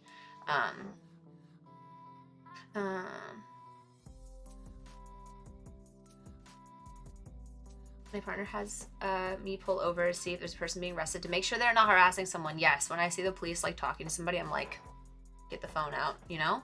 And I think that's important, and it sucks, but I think it's important to do that. Rep in my NYC escalates the situation so bad. I know the police in New York are like particularly bad. I've read a lot of accounts. Did you see what I mentioned about mental state? No, Snow, could you resend it? Could you send it again? The Lion Steel shrug. Yes, it does happen quite often. I'm not marginalized, so I can only imagine how others feel. Yes, Ted, thank you so much for that perspective. It's so important to remember in having these conversations that like even like with Grunge and I, right, like we're both white, there's only so much that we see and like that we can speak on that doesn't come from like the direct and like very real experience of like being in a marginalized community.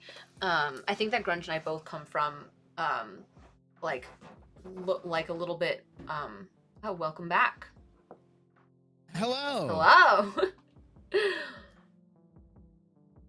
We were just, yes, go ahead. I know we've gotten slightly off topic, but I think it's a good discussion to have, especially, well, I mean, coming to like mental health too.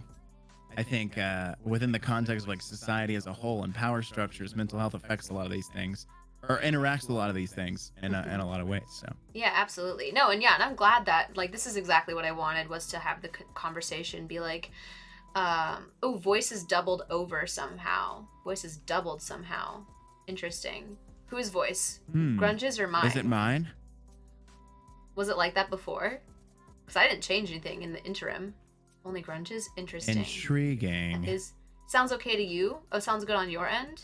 Oh, but you can... Oh, goodness. Sounds good to some people, but not for others. Try refreshing. How does it sound now? Sparkle's not hearing that. Is Maybe everybody who's getting the echo, try refreshing the stream. I don't know. It seems interesting if some people hear it and some aren't. Or maybe it's just so subtle that some can't. is it good now? Hello, it's me, Major Grunge from the internet. From the internet. Maybe it's just so subtle that some people can hear it and some can't. Well, gosh, diddly darn it. Well, dang. Would you look at that? But I Hopefully mean, it'll even out.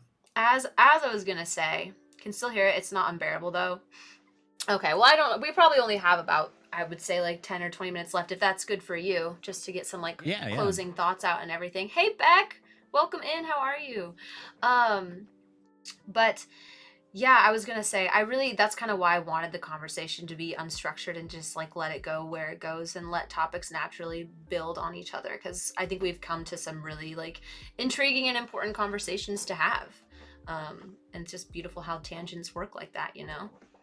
Yeah, no, absolutely. Absolutely. And I mean, living in the moment, as they say.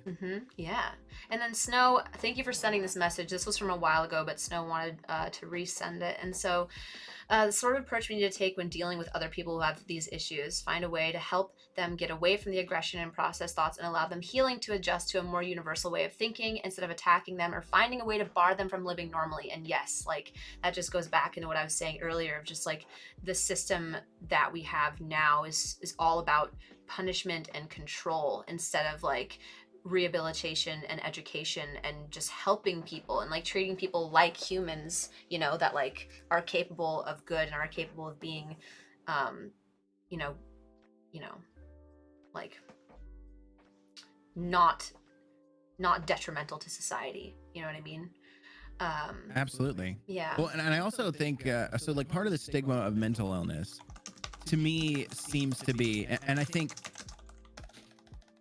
from my experience, has had like a very strong exacerbating effect on my own mental illness of like punishing people for not fitting the mold of society, like whether that's like an idea of a law-abiding citizen or an idea of a productive citizen. Yeah. So then when maybe you're like me, right? I have severe depression and ADHD, so a lot of times my productivity is shit. And then there becomes this like awful hell loop, dark spiral where I beat myself up because I'm not doing the things I'm supposed to do. And then occasionally some people will give you guilt. They're like, why can't you just get your shit together? Or like, Ugh. I can't turn shit in on time, things like that.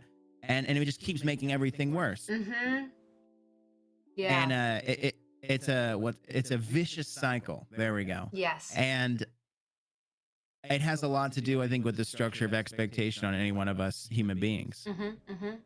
Yeah, absolutely. I used to struggle a lot with like having those spirals of where I would do something and then I would feel guilty for it and then I would beat myself up for it and then I would feel worse and then oh my goodness. Sorry, I got surprised by something. And I hit like this like rock bottom point and I went to like a therapist and I like told her about this problem I was having and she was like, that's your issues. When you beat yourself up for something, you kind of like get yourself into this like cycle of like berating yourself and like it becomes like this negativity like vortex that you can get trapped in. And she's like, but if you make a mistake and then or not even a mistake, but you do something that you wish you had done differently and you greet yourself with compassion and treat it as an opportunity to learn or to grow and are kind to yourself, then you won't get trapped in this negative headspace and it becomes like it's okay to not be perfect. It's okay to have things that you want to grow. And that was like revolutionary for me and like learning how to stop talking to myself like I'm a failure, and just start treating myself like somebody who has more room to grow, which is actually a beautiful thing. Yeah, absolutely. Absolutely. And there's not like a specific timeline you have to fit either. I see Yes. people tweet about, I'm actually like a relatively young individual. So like it's not yet been a thing for me where like age has been a big concern or like accomplishing X thing by a certain age is a big concern. But I do see a lot of people talking about how they feel maybe a lot of guilt or pressure to be at a certain point in their life by the time they're like 30 or 25, for example. Right. And I guess what I'm saying is, and nobody's timeline is the same, and the whole phrase of like everyone's, it's you're not racing against other people. You're running your own race, right? Right, exactly. Yeah, and like comparison is such a dangerous game for mental health in like so many regards. Um, Oh yeah. like It's that's also tough to avoid comparison when you're like an internet facing persona Yeah, it as well. definitely is. But I think like there's a way to utilize it as a tool for inspiration and growth without using it to beat yourself down for like, like there's like anything I think can be utilized in a positive or a negative way, like most things. And I think that's something where you can look at what somebody else is doing and not use it, not like measure up yourself in a way of feeling inferior, but if they're doing something that you find particularly interesting or inspiring and you take something from that and incorporate it into like whatever you're doing, I think that can be really cool. But like this whole like thing of like comparing yourself to somebody else and trying to like determine who's doing what better, that's I think where it becomes like a really big issue, and it can be like a source of like um a lot of like self-loathing or like being super critical of yourself, which is just like unfair. Absolutely. I'm glad I don't that definitely fell into a bit of a trap of comparing myself to others when I first started streaming on Twitch. And Mm-hmm. I don't really do it much anymore. Yeah. Sometimes by accident, but for the most part, like when I'm interacting with other people on Twitch, it's like I'm either just enjoying being there or I'm being like heavily inspired by what they're doing, Yes. and encourages me to like try new things. And it's less like, for me, it's usually less like, oh, I want to do what they're doing, but it's more like, oh, I love that they're thinking outside of the box. Like I want to try some quirky new things. Or like I've had some ideas cooking for a while, and then seeing them do something super wild and avant-garde makes me want to like try some of my wackier ideas. Yeah. And I'm glad that I've finally got my brain into that space. Yeah, because it's so Uh, much more freeing and it just becomes a more positive experience. yeah, absolutely it does. Hmm. Absolutely it does. And I think like generally speaking, I don't think anyone wants to compare themselves to other people. Yeah. I just think that actually, I mean, I hate to be Johnny like complains about capitalism, but I do think it's something that like capitalism thrives off of No, competition, I was right? thinking the same And thing. I was. we're deeply programmed to compete Yep. in everything at a young age. And then when you start tying in monetary value to things like follower count or, viewers or Hmm. likes on a Twitter post, it becomes part of the entire like capitalist competition system. Right. And like whether you know it or not, you start viewing these things as metrics for your own success and value as a person. um and all of a sudden like you care about it way more than you ever intended to. Yeah. At least that's, I think, been my experience with it. Yeah, no, absolutely. And I mean, like, I had like a blip, right? Like, because I started streaming and I didn't necessarily know like where the path was going to lead, but my only goal was like to connect with people, and if I could have any sort of positive impact on anybody else through that connection, then that was like enough for me, and that was what I wanted. But as I started to kind of grow and things started taking off, I started to get in my head about the numbers a little bit more. And I started to be so concerned with how, like, I started setting weird goals for, like, I'm going to get this many followers by the end of the week. Or, like, I would watch the viewer count while I was streaming. And if it went down, I would super get, like, really critical and weird. Like, what was I doing? What did they not like?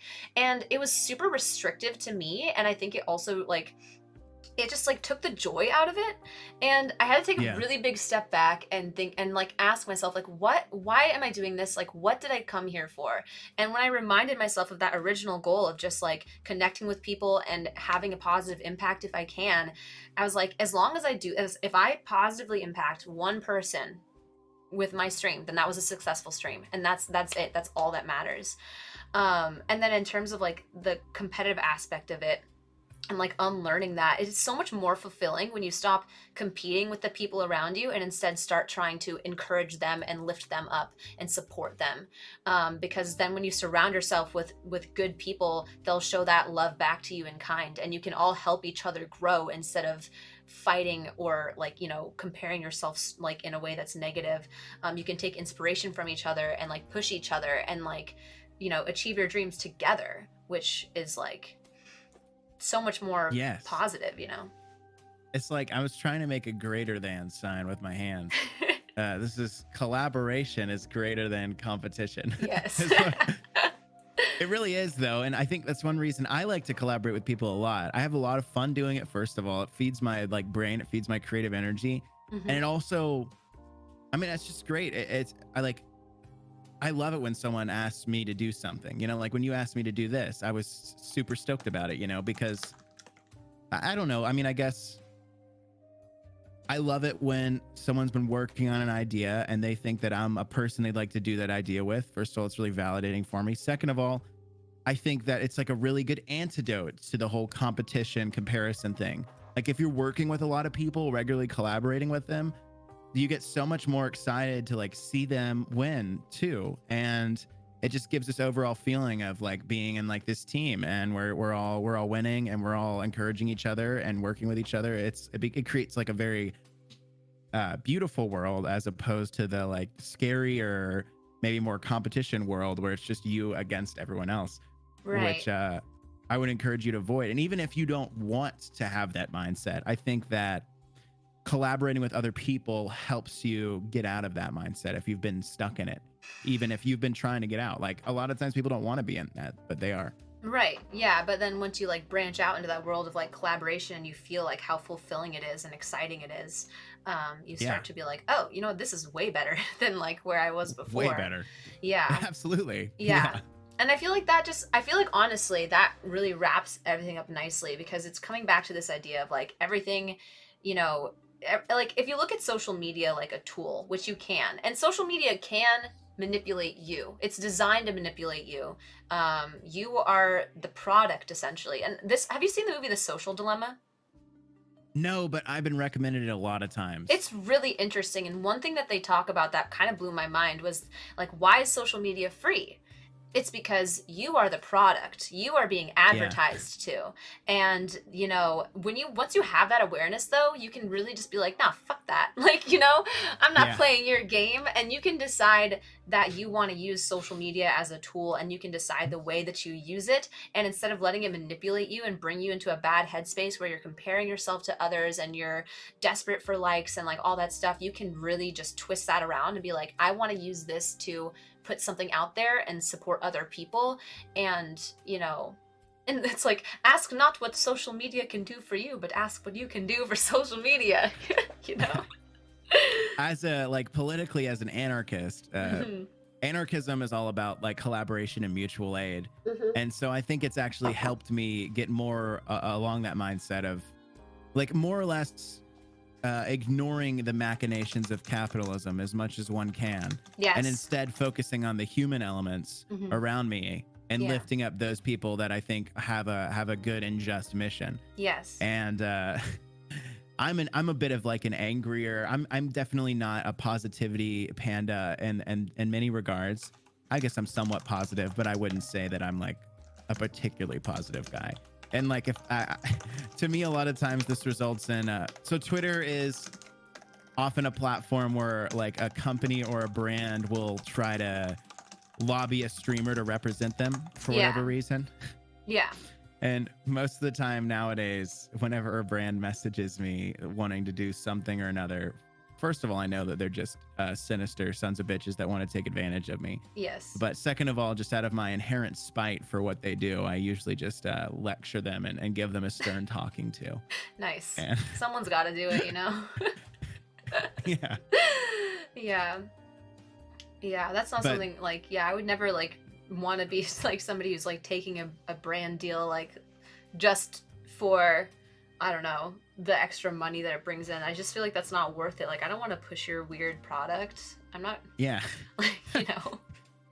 you can take your ad dollars and shove them up your ass, I say to Yeah. them. Yes. Yeah, but I do think like the more you do focus on lifting up the other human beings around you, it does have like a really cool positive recursion element. I guess Alan Watts would refer to that as the law of attraction. Yeah. But like you do good to others and good is brought onto yourself. This Yeah. karmic balance, whatever you want Yeah. to call it, whether or not you believe in the spiritual elements of that, I think it's just true in a very literal sense Right. of like when you have your mind oriented towards causing positive change and lifting people up, you in turn, your worldview and the way you think about even just everyday things starts to become a lot more nourishing and positive. And Right. Exactly, because you're like viewing it through this framework of like creating something positive and like interacting in these like positive ways. And yeah, absolutely. and like when you're building that kind of like environment around you in your space and like filling your space with people who kind of like resonate with that, then of course that is going to come back to you a little bit. Yeah, absolutely. Yeah. Absolutely. And ever since I've been more along that line with my streaming, I think I've probably been doing better Hmm. because of it. I honestly don't really even look at numbers at all anymore. Yeah. Yeah, I just don't worry I don't about it. It'll I take don't care worry of about it either. itself. I'm like, the Yeah, people that same are here. meant to be here, the people that are meant to connect with me and like in this community will find their way here, and that's all that matters. Yeah, I feel the same way. I feel the Mhm. same way. I think that's a really good way to go about it. Yeah. Well, do you have any like closing last thoughts on the subject at hand and the conversations we had today? Very grateful that you brought me on. I really enjoyed this discussion, and I appreciate all the lovely people that have been hanging out in chat, having discussions, saying cute, positive things, and I'm grateful to you, and I'm grateful to so many of the names I see in chat. Some of the best people I've met in my entire life. So thank you. Yeah, yeah, this has been really, really cool. Thank you so much for coming on. I really loved getting your insight on these topics, and I love the way the conversation flowed. Um, and yeah, one last time, everybody, if you're in my chat, I know a lot of you are from Grunge's community in chat right now, and I appreciate you all being here so much. Thank you so much for being here, and thank you for the follows. It means a lot to me. But if you're in my chat and you don't know Major Grunge, please, please, please go drop him a follow. And Harm, if we can get that link for the website for his podcast and stuff again, I would appreciate that so much. Please go check him out. He's a really cool content creator, really cool person. And it would mean a lot to me if you could go show him a lot of support and love. I really like your emotes, by the way. They're great. Thank you. The artist who did them is linked down in my about section. Her name is Sav Boost. I love them a lot. I think they're super fun. Hell yeah. Hell yeah. I'm gonna check out their portfolio for sure. Nice. Cool. Well, yeah. Well, Thanks. Thank you. That was awesome. you're gonna continue streaming after this, yeah? I am going to Or is continue that streaming. okay? I think I'm playing some games later, maybe with some other friends. I'm not sure. All Um, right. Well, I'm probably gonna hang out for at least a little while. So cool. cool. Sounds good. All right. Well, I'll end the Discord call and let you be free. All Thanks right. again. Peace. Yeah, see you Of later. course. All right, guys. So, that was really cool. That was really, really cool. That was like even cooler than I ever could have imagined. That was awesome. Thank you all for being here. He makes you use more than the usual 10% of your brain. Honestly, it's so true, Jomo. But I love that. I love that. I love that. Um, Grunge is really great at facilitating like thought-provoking conversation, which is super cool, and I admire it a lot. Let me see. Uh, my morning was not as kind to me as it could have been, and this has given me a lot to think about. Normal Spaz, thank you so much for being here. I really appreciate it. I appreciate all of you. Thank you for being here. Thank you for sharing your thoughts, for the questions you asked and the perspectives that you all shared. You all helped facilitate this discussion as much as Grunge and I did. So seriously, thank you so much for sharing. Uh, oop, wrong link. That's a good one though, String Bean. Honestly, I'm familiar, and that's a good link. Yeah, thank you so much, Grunge. So I'm gonna take a quick little BRB, you guys, because I need to go get more water and I need to go to the bathroom. So give me like a couple of minutes and I'll be back and we can continue the party. So see you all shortly.